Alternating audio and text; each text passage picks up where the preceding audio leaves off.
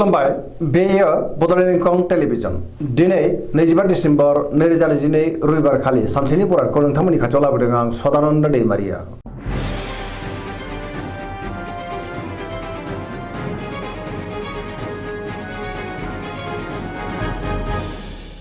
सिगां फरायनो लादों मेष राशि गिबि हांखो अ ल दिनैनि साना बारा मोजां नङा। गोसोखौ दिनै जोबोर गुलाय गुजाय मोनगोन। सुथुरा बांनो हागौ। सोरनिबा गाज्रि नोजोर गोग्लैनोबो हागौ। गोथों आरो गोग्गो साननो रोंनाय नङा। गियाननि आंखाल जागोन। गोजोन थासारिनि आंखालबो फैनो हागौ। मावनो लानाय खामानिखौ मावफुंनो हागोन। अब्लाबो नाथाय सांग्राङै मावनांगोन। गोसोखौ दिनै जोबोर गुलाय गुजाय मोनगोन। देहाया मोजाङै थागोन। बहानिफ्रायबा हरखाबै गाज्रि खौरांबो फैनो हागौ। रांखावरियाव मोजां। बेफार फालांगियावबो मोजां होनजायो। सोरबा लोगोनिफ्राय हेफाजाब मोननो गोब्राब जागोन। सोरजोंबा रायखोमा जानोबो हागौ। न'खराव बिसि फिसायनि गेजेराव अननानै फैगोन। बिमा बिफानि बोरखौ मोननो हागौ। बहाबा थाङोब्ला मोजां आरो मोजाङैनो हान्थिनोबो हागोन। गुबुननि गोसोखौ बोनो हानाय नङा। गोसोनि बोलोआ लोरबांबो जानो हागौ। समाजाव मान मोनगोन। अब्लाबो नाथाय नेगेटिभ एनार्जिनि गोहोमबो गोग्लैनो हागौ। गोसोआ दिनै जोबोर उरां फारां जागोन। वृष राशि गिबि हांखो इ उ ब दिनैनि साना जोबोर मोजां। गोसोखौ दिनै जोबोर गोजोननाय मोनगोन। गोसोनि बोलोआ बांगोन। मावनो लानाय खामानिखौ थि समावनो आरो गोरलैयैनो मावफुंनोबो हागोन। समाजाव मान मोनगोन। रांखावरियाव मोजां। अब्लाबो नाथाय खरसायाबो बांगोन। बेफार फालांगियाव मोजां होनजायो। गोबां मुंदांखा सुबुंजों दिनै लोगो मोनज्लायनो हागौ। न'खराव बिसि फिसायनि गेजेराव अननानै फैगोन। बिदा फंबायजों मोजां सोमोन्दो थागोन। देहाया मोजाङै थागोन। अब्लाबो नाथाय जानाय लोंनायाव सांग्रां जानांगोन।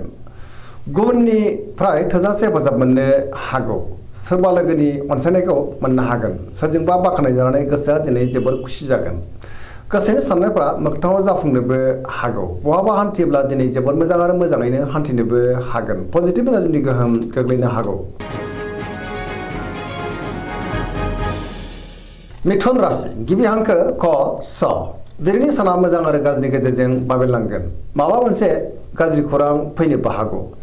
सोरजोंबा थगायजानो हागौ आरो सोरबाया थगायनोबो नाजागोन। सांग्रां जानाया गाहाम। गोबां मोजां खाबुफोरा दिनै गोमाफिननो हागौ। गोबां बिथिङाव जेंना नुजानोबो हागौ। गोसोआ दिनै जोबोद उसुखुथु जागोन। देहाया मोजाङै थागोन। रांखावरियाव मोजां। बेफार फालांगियावबो मोजां होनजायो। न'खराव दिनै अनलायनाय फैगोन। समाजाव मान मोननो हागोन। गोसोनि बोलोआ बांगोन। मावनो लानाय खामानिखौ मावफुंनो हागोन। अब्लाबो नाथाय माबा नङा माबा मोनसे गोरोन्थिबो मावफ्लांनो हागौ। गुबुनजों मोजां सोमोन्दो लाखिनो गोब्राब जागोन। लाइमोनफोरनि गोसोआ दिनै जोबोर आला खालाबो जानो हागौ। कर्कट राशि गिबि हांखो ड ह दिनैनि साना बारा मोजां नङा। गोजोननि आंखाल जानो हागौ। गोसोआ दिनै जोबोर उरां फारां जागोन। सोरजोंबा एना एनि एबा दान्थे बिदान्थे जानोबो हागौ। नांलाय खमलायबो जानो हागौ। समाजाव लोगो लेवाबो बांगोन। सोरबा लोगोजों रायखोमा जानोबो हागौ। गोसोनि साननायफ्रा देबार नांगोन। गोसोआव दिनै नेगेटिभ साननाय फैनोबो हागौ। मावनो लानाय खामानिखौ मावफुंनो हागोन। रांखावरियाव मोजां। बेफार फालांगियावबो मोजां होनजायो। अब्लाबो नाथाय खरसायाबो बांगोन। न'खराव बिसि फिसायनि गेजेराव एना एनिबो फैनो हागौ।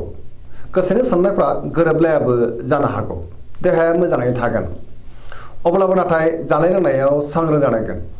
गुबुननिफ्राय हेफाजाब मोननो हागौ। समाजाव मान मोनगोन। फरायसाफ्रा दिनै फरायनायाव गोसो दुंखांगोन आरो मोजां फिथाइ मोननोबो हागोन।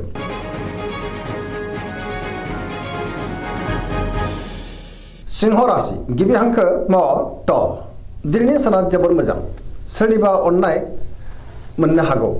गोसोखौ दिनै जोबोर गोजोननाय मोनगोन। समाजाव लोगो लेवा बांगोन। गोसोआव गोग्गो आरो गोरों साननाय फैगोन। गियाननि आंखाल जानाय नङा।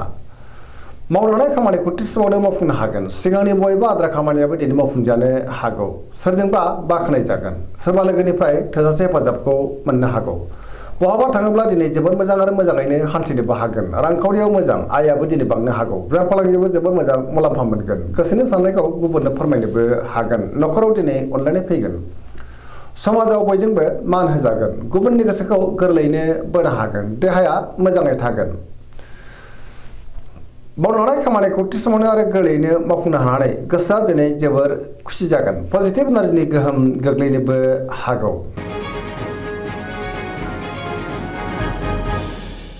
कन्या राशि गिबि हांखो प ट दिनैनि साना जोबोर मोजां। सोरबा लोगोनिफ्राय थोजासे हेफाजाब मोनगोन। गोसोनि लुबैनायखौ दिनै गुबुननो फोरमायनोबो हागोन। गोसोनि बोलोआ बांगोन। गोसोआव पजिटिभ साननाय फैगोन। गोथों आरो गोसारनो रोंगोन। गियाननि आंखाल जानाय नङा। मोनफ्रोमबो खामानिखौनो दिनै मोजाङैनो मावफुंलांनो हागोन। रांखावरियाव मोजां, अब्लाबो नाथाय खरसायाबो बांगोन। बेफार फालांगियाव जोबोर मोजां मुलाम्फा मोनगोन। देहाया मोजाङैनो थागोन। गोबां मुंदांखा सुबुंजों दिनै लोगो मोनज्लायनोबो हागौ। न'खराव अननानै फैगोन। गोबां खामानियाव दिनै मुखुब थागोन। सोरजोंबा बाख्नाय जानो हागौ। गोसोआ दिनै जोबोर रमान्टिक जागोन आरो लाइमोनफ्रा गावबा गावनि गोसोनि साननायखौ फोरमायलायनोबो हागोन। पजिटिभ एनार्जिनि गोहोम गोग्लैनो हागौ। गुबुननि थाखाय गोबां मोजां खामानि मावनानै होनोबो हागोन।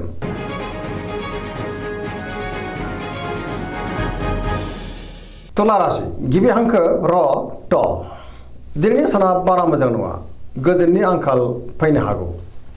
गोसोनि साननायफ्रा दिनै देबार नांगोन। गुबुननि थाखाय नाङा फाङा जेंनायाव गोग्लैनांनोबो हागौ। मावनो हानाय खामानिखौ मावफुंनो हायोब्लाबो माबा नङा माबा मोनसे गोरोन्थिबो जालांनो हागौ। देहाया मोजाङै थागोन। रांखावरियाव मोजां, बेफार फालांगियावबो मोजां होनजायो। अब्लाबो नाथाय खरसायाबो बांगोन। न'खराव बिसि फिसायनि गेजेराव एना एनि फैनो हागौ। गोसोनि साननायफ्रा गोरोबलायाबो जानो हागौ। समाजाव मान मोनगोन। बहाबा थाङोब्ला दिनै मोजां आरो मोजाङैनो हान्थिनोबो हागोन। सोरजोंबा रायखोमा जानोबो हागौ। सांग्रां जानाया गाहाम। सोरबा लोगोनि हेफाजाबखौ मोननो हागोन।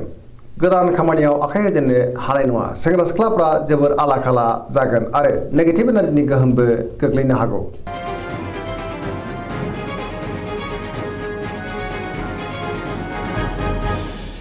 वृश्चिक राशि गिबि हांखो न स दिनैनि साना मोजां आरो गाज्रिनि गेजेरजों बाबेनलांगोन। गोसोआव गोनो गोथो साननाय फैनो हागौ। नेगेटिभ साननाय फैगोन। सोरजोंबा रायखोमा जानोबो हागौ। गोसोआ दिनै जोबोर उसुखुथु जागोन। समाजाव लोगो लेवा बांगोन। बहाबा दावबायनो एबा हान्थिनो खाबु मोननो हागौ आरो मोजाङैनो हान्थिनोबो हागोन। गोसोआव अब्लाबो गोथों आरो गोग्गो साननो रोंनाय नङा। मावनो हानाय खामानिखौ थि समावनो मावफुंनो हायोब्लाबो माबा नङा माबा मोनसे गोरोन्थिबो जालांनो हागौ। गुबुननिफ्राय हेफाजाब मोननो हागौ। गोसोनि साननायफ्रा नाथाय देबार नांगोन। गोसोनि बोलोआबो लोरबां जानोबो हागौ। रांखावरियाव बारा मोजां नङा। मोननो गोनांफोरखौ दिनै मोननो गोब्राब जागोन। बेफार फालांगियाव बारा मोजां नङा। गोबां खहा जानांनोबो हागौ। सांग्रां जानाया गाहाम। देहाया मोजाङै थागोन। फरायसाफ्रा दिनै फरायनायाव गोसो दुंखांगोन आरो मोजां फिथाइ मोनगोन। लाइमोनफोरनि गोसोआ दिनै जोबोर आला खालाबो जानो हागौ।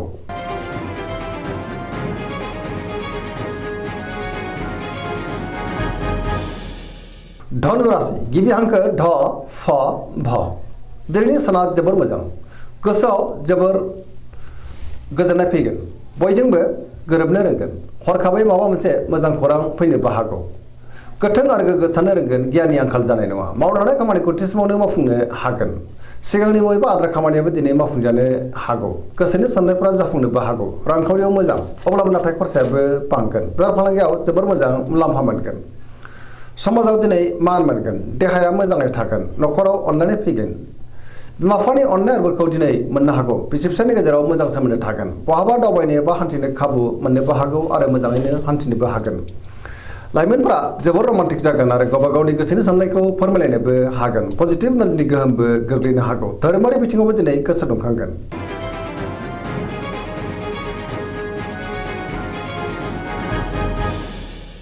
मकर राशि गिबि हांखो ख ज दिनैनि साना मोजां आरो गाज्रिनि गेजेरजों बाबेनलांगोन। गोसोनि साननायफ्रा देबार नांनो हागौ।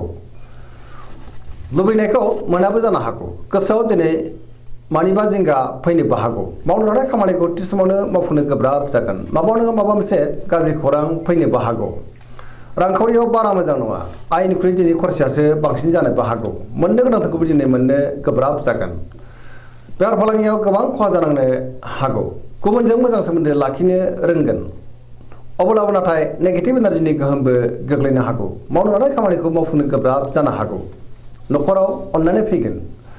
देहाया मोजाङै थागोन। सेंग्रा सिख्लाफ्रा गावबा गावनि गोसोनि साननायखौ फोरमायलायनो हागोन।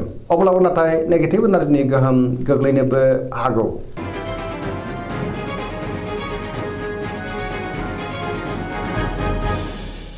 कुम्भ राशि गिबि हांखो ग स दिनैनि साना बारा मोजां नङा बयजोंबो गोरोबनो गोब्राब जागोन गुबुनजों मोजां सोमोन्दो लाखिनो हानाय नङा माबा नङा माबा मोनसे गाज्रि खौरां मोननोबो हागौ गोसोआव दिनै नेगेटिभ साननाय फैगोन नेगेटिभ एनार्जिनि गोहोमबो गोग्लैनो हागौ जोबोर उसाव-बादाव जागोन मावनो हानाय खामानिखौ थि समावनो मावफुंनो हागोन समाजाव मान मोनगोन गोबां मुंदांखा सुबुंजों लोगो मोनज्लायनोबो हागौ रांखावरियाव मोजां बेफार फालांगियावबो मोजां अब्लाबो नाथाय खरसायाबो बांगोन देहाया बारा मोजां थानाय नङा हरखाबै माखासे देहायारि जेंनाजों मोगा-मोगि जानांनोबो हागौ जानाय लोंनायाव सांग्रां जानांगोन न'खराव अननानै फैगोन गुबुननिफ्राय हेफाजाब मोननो हागौ बहाबा दावबायनो एबा हान्थिनो खाबु मोनगोन अब्लाबो नाथाय सांग्रां जानांगोन